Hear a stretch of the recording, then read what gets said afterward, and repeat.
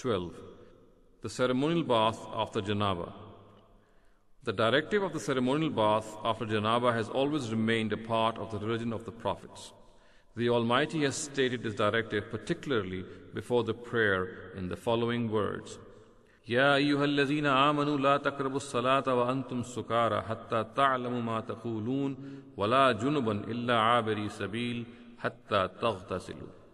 Believers, approach not the place of the prayer when you are in a drunken state until when you are able to understand what you say, nor when you are in a state of sexual impurity or janaba, till you have taken a bath, except if you only intend to just pass through the prayer place.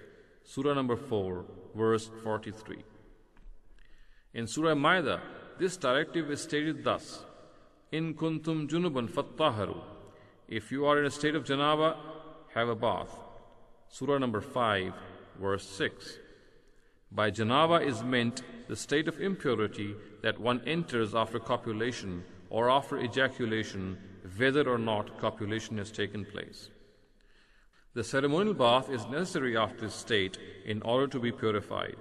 One should have this bath in a thorough and complete manner. As per the linguistic principles of Arabic, the Quranic words ittaharu and ightasilu testify to this. The way the Prophet Muhammad set about following this directive, as mentioned in various ahadith, can be summarized as: first, the hands should be washed. Then, the genital area should be thoroughly cleaned by the left hand. Then, wudu should be done, except that the feet should be washed later at the end.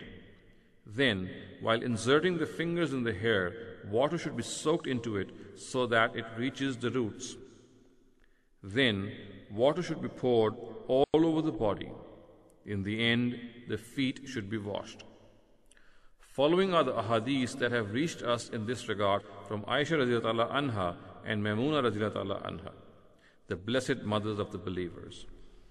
Aisha reports that when the Prophet would have the ceremonial bath after janaba, he would first wash both his hands. Then he would clean his genital area by the left hand after pouring water on it by the right one. Then he would do wudu the same way as wudu is done for the prayer. He would then take some water and insert his fingers in his hair until, when he would see that the water had reached the skin, he would pour 3 handfuls of water on his head. Then he would drench all his body with water and then wash both feet. Muslim, Al-Jami' as-Sahih, page 142, hadith number 718. Ibn Abbas reported from the Prophet: My aunt Maimuna once told me, I placed some water in a utensil before the Prophet Muhammad ﷺ so that he could have the ceremonial bath of janaba. He first washed both his hands 2 or 3 times. Then he slid his hand in the utensil and poured some water over his genital area and washed it with his left hand. He then thoroughly rubbed this hand on the ground and did wudu the way it is done before the prayer. He then took 3 handfuls of water and poured them on his head. Then he washed all his body. He then stepped aside and washed both his feet. Muslim, Al-Jami' as-Sahih, page 143, hadith number 722. 13. Bathing a dead body. Bathing a dead body is also from among the sunan of the prophets. The directive stands fulfilled if water is poured all over the body. However, keeping in view the importance of purification and cleanliness in Islam, the spirit of the directive is that the body should be bathed with diligence and thoroughness. The directives regarding bathing a dead body which the Prophet Muhammad ﷺ once gave are: bathe the dead body of this girl with water and bury leaves 3 times or 5 times, or even more if required, and add camphor, or he said some camphor, to the water with which you bathe her. Al-Bukhari, Al-Jami' as-Sahih, page number 201, hadith number 1258.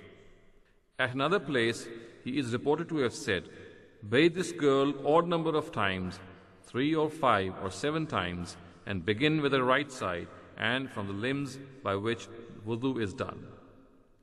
Al-Bukhari, Al-Jami as-Sahih, page number 201, hadith number 1254. 14. Enshrouding a dead body in coffin cloth. Enshrouding the dead body in coffin cloth after giving it a bath is also an Abrahamic sunnah.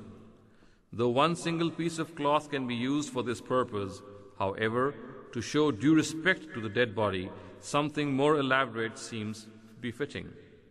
Aisha radhiyallahu ta'ala anha narrates that the Prophet Muhammad sallallahu alaihi wasallam was enwrapped in 3 Yamani sheets of cotton, which did not include any shirt or turban. Thus, he is reported to have said, "Anyone among you who enshrouds your dead brother in a coffin cloth should do it befittingly."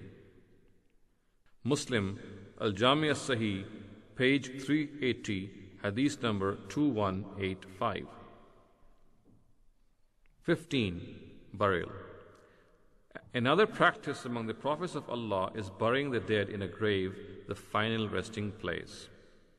No specific way has been fixed for this. A ditch can be made by digging the earth and then covering it, or a cavity can be made adjacent to a dugout ditch, or the dead body may be buried in a coffin casket. All these ways can be adopted. However, the Prophet Muhammad sallallahu alaihi wasallam did not approve of cementing a grave or building some structure over it.